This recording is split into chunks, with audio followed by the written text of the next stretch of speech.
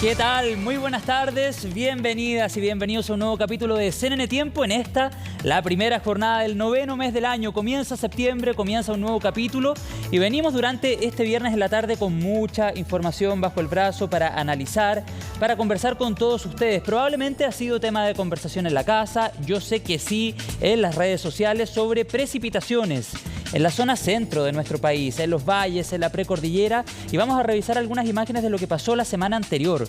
¿Podríamos vivir nuevamente imágenes como las que estamos revisando? ¿En qué territorios va a precipitar? ¿En qué jornadas? Vamos a conocer todo ese detalle en la conversación que vamos a sostener ahora con Roberto Rondanelli. Él es investigador del CR2 y también académico de la Universidad de Chile, reconocido meteorólogo que nos acompaña en el estudio de CNN Tiempo. ¿Cómo has estado, Roberto? Muchas Bien. Gracias por estar acá. Gracias a ustedes, José Miguel, por invitarme. Roberto, vamos a lo concreto. ¿Precipita hacia el sábado en la tarde-noche y se mantiene de manera intermitente durante el domingo? Sí, va a llover en algún momento durante el fin de semana. Va a pasar una baja segregada, que es el fenómeno que va a ocurrir, y va a dejar precipitación en la zona central, centro-norte de Chile. ¿Principalmente valles y precordillera o el sector costero también? Yo diría que es más bien valles y precordillera. ¿Ya? En general, las bajas segregadas son fenómenos que tienden a precipitar en cordillera, ¿ya? Y en este caso es un sistema que tiene esas características. ¿De carácter débil? Es más bien débil, claro. O sea, hay una cosa que hay que precisar. Las lluvias que hemos tenido este invierno son extremadamente fuertes, ¿cierto? Los sistemas que han llegado, los ríos atmosféricos, el de junio y el de ahora de agosto, y la repetición de esos fenómenos sería muy improbable, ¿ya? Entonces, casi cualquier cosa que vaya a pasar de aquí en adelante en el invierno va a ser menos que lo que ya tuvimos. ¿Pero podríamos vivir fenómenos similares más adelante, ya en plena primavera? Podría ser. O sea, tuvimos el caso del 2021, sí, claro, en que vimos un río atmosférico aterrizar en Santiago en pleno enero, ya que es algo completamente inesperado, un sistema que uno observa en invierno en pleno verano. ¿Ya? No es posible descartar eso todavía, pero lo que sí, estas lluvias que vamos a tener ahora, de aquí a los próximos 7 días, son lluvias normales en Santiago y en la zona central. No es algo fuera de lo común, como lo que pasó recién ahora, la semana anterior. Entonces, podemos decir, Roberto, a esta hora de la tarde, que es una completa falacia cuando se habla de 7 días de lluvia, 7 noches de lluvia. Claro, no sé, yo creo que es asustar un poco a la gente. Ya la exageración es que, claro, uno mira la aplicación, si uno no ve los montos de milímetros, muchas veces ve gotitas y ve hoy 1, 2, 3, 4, 7 días juntos de gotas. Pero muchos de esos días son 0,4 milímetros, 0,5 milímetros. Por ejemplo, para el caso de Santiago, cuando uno mira el pronóstico, el total de precipitación acumulada en esos 7 u 8 días de precipitación es menos que lo que llovió en el último evento en que cayeron 50 milímetros en 12 o 18 horas. Y si tuviéramos que graficar en todos los territorios en los que va a precipitar, ¿cuál es el más afectado? Comillas, volvemos a insistir, es un sistema frontal de carácter débil. Pero ¿en cuál de todos estos territorios, considerando desde el sur de la región de Coquimbo, por ejemplo, y hasta la región de O'Higgins o el Maule, ¿en cuál de todos estos territorios va a precipitar más y de cuántos milímetros aproximadamente estaríamos hablando? Yo pienso que el sistema se va a concentrar de la región metropolitana un poco al norte, ¿ya? Y en general en precordillera van a caer entre 20 y 40 milímetros, en los valles un poco menos. O sea, ¿podríamos estar entre los 12 y los 15, por ejemplo, en el centro de Santiago?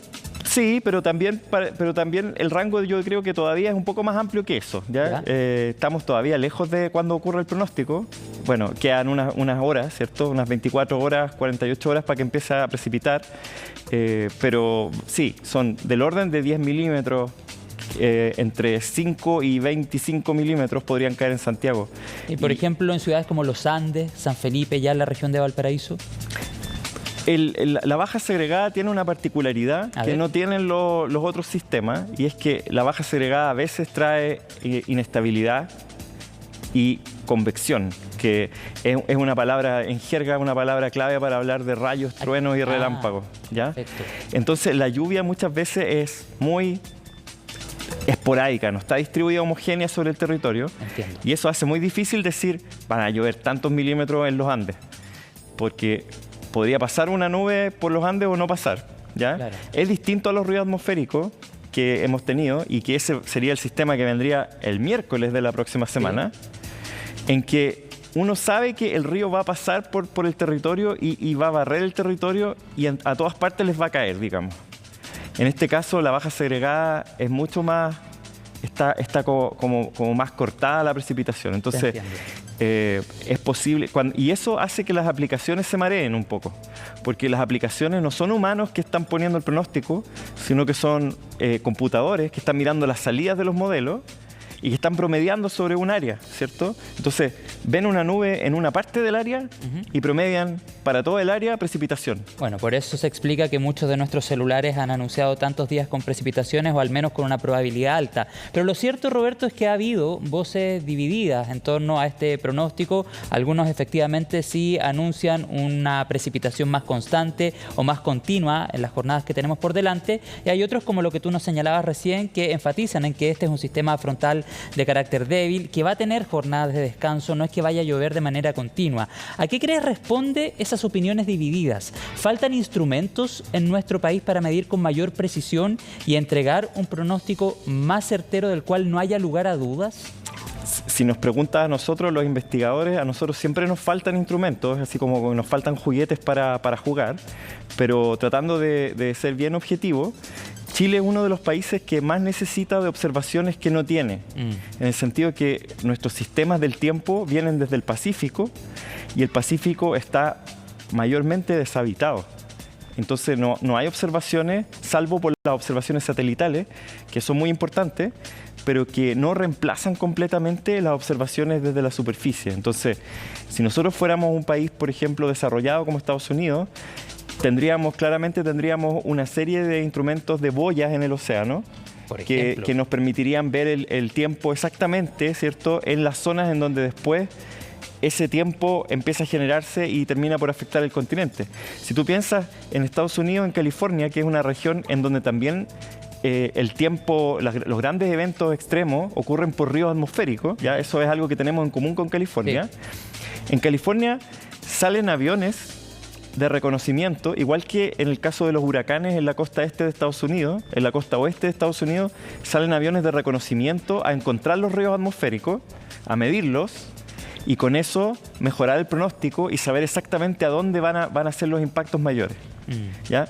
Toda esa tecnología es cara, pero quizás nosotros no somos un país tan pobre como para pensar que no podríamos tenerla. Claro, y nos falta más trabajo en el océano, pero también en la alta cordillera. Somos cordillera. Ah, claro. Eso es un asunto que nosotros hemos estado empujando mucho últimamente. Nosotros somos un país andino. Sí, claro. Santiago es una ciudad andina, tan andina como es Quito, o como es Bogotá, o como es La Paz. Y nosotros vivimos, en general, de espaldas a la cordillera.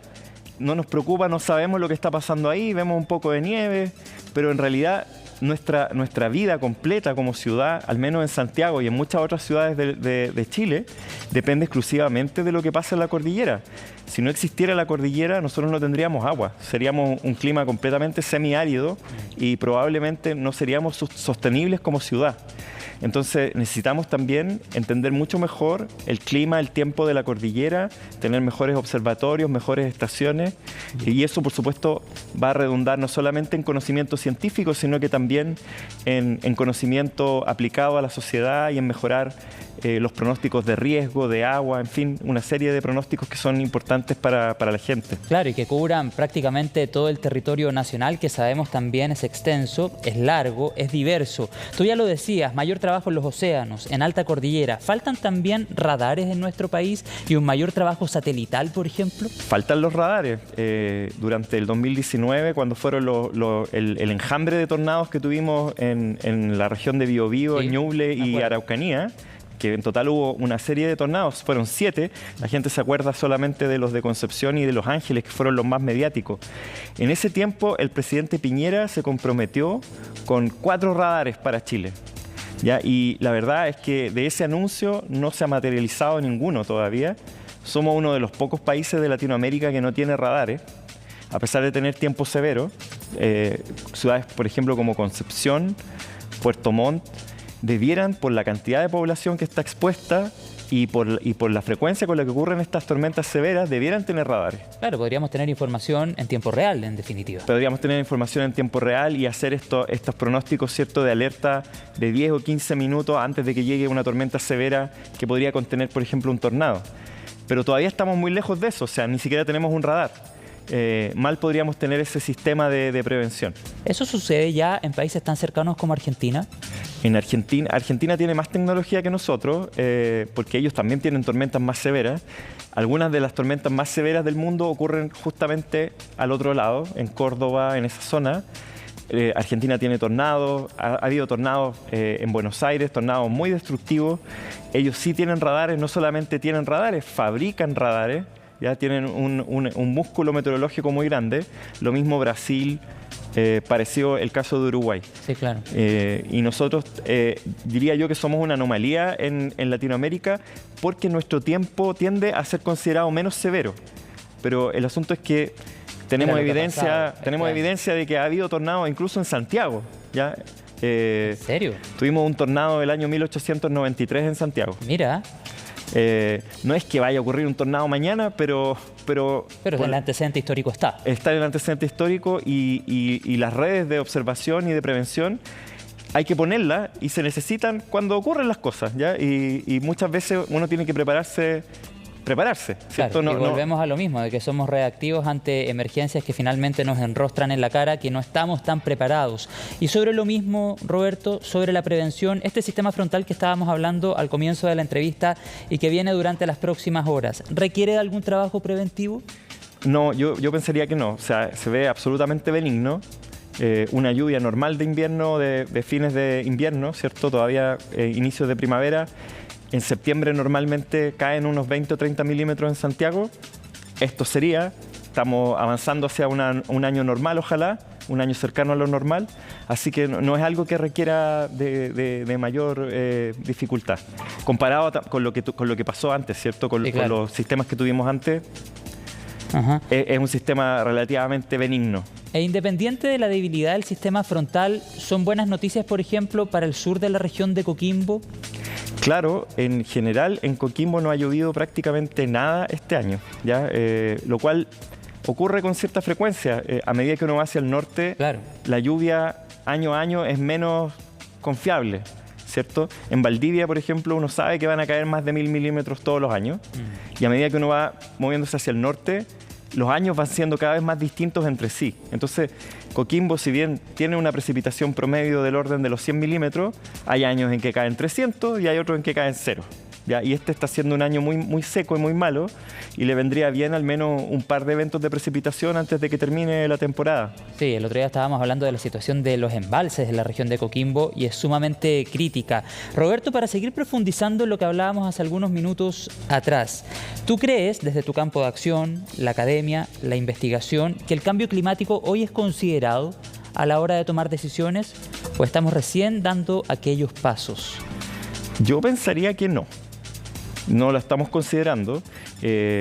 La ministra de Medio Ambiente me retaría si me escucha decir esto, porque ella es más bien optimista. Y por cierto que hemos tomado medidas. Por ejemplo, Chile ha avanzado mucho en términos de reemplazar energías fósiles con energía renovable. La energía solar ha aumentado en los últimos 10 años en una cantidad que nadie se imaginaba que iba a aumentar. Pero cuando tú ves, por ejemplo, que la mayor parte de la gente con los retiros de la AFP se compró un auto y aumentó el parque automotriz de Santiago. Y no solo eso, que todo el Congreso se pone de acuerdo y entregan subsidios a los combustibles fósiles a través del mecanismo de estabilización de los precios de los combustibles. Uno dice, no es que los combustibles fósiles son el problema del cambio climático y quizás no los deberíamos subsidiar, ¿cierto?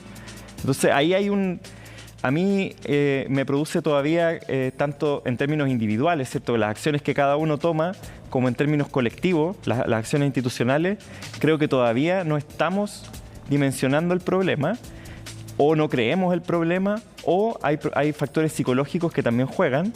El cambio climático es un problema complejo, cuyos efectos no se ven de manera instantánea y por lo tanto como individuos estamos muy mal preparados como seres humanos en general para reaccionar a un peligro que no vemos evidentemente, ¿cierto?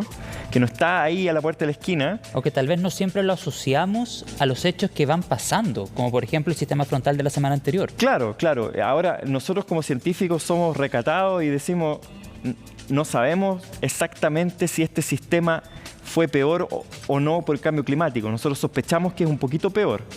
Pero no podríamos echarle la culpa al cambio climático de estos dos eventos de ríos atmosféricos que tuvimos durante el invierno del 2023. Pero lo que sí sabemos es que es a esos eventos a los que nos tenemos que preparar. Independiente de si son o no cambio climático, son esos eventos los que nuestros modelos muestran que son los eventos más destructivos. Grandes inundaciones con isoterma cero alta, cambio climático. Entonces preparémonos para esos, independiente de si son o no son cambio climático los que pasaron recién. Roberto, lo último, porque estamos en el tiempo, a propósito de la isoterma, el sistema frontal que viene, la isoterma cero, ¿estará en rangos normales? En rangos relativamente normales. Las bajas segregadas son buenas en ese aspecto. En general son núcleos fríos, entonces la nieve cae bien abajo. Ya, perfecto. Muchas gracias, Roberto Rondanelli, por venir al estudio, por conversar con nosotros. Queda completamente claro lo que va a suceder durante las próximas jornadas. Ya estábamos hablando entonces de precipitaciones tarde-noche del sábado, de carácter débil, de manera intermitente hacia el domingo, y el miércoles volvería a precipitar de acuerdo a lo que tú nos informabas. Muchas gracias por eso. Y lo último, pregunta de las redes sociales obligada, por supuesto, a estas alturas, ya iniciando el mes de septiembre. ¿Hay posibilidad o ya se puede proyectar cómo estará el pronóstico del tiempo para las fiestas patrias? Es tirar una moneda al aire. Todavía son ¿Te la muchos juegas días. o no te la juegas? No, no me la juego. No, la que me juego es que no se sabe. Eso es la verdad. Ya. La verdad científica es que no se sabe qué va a pasar el 18. Todo puede pasar. Todo puede pasar y por supuesto que puede llover. Entonces, si uno es precavido, uno debiera prepararse para la lluvia.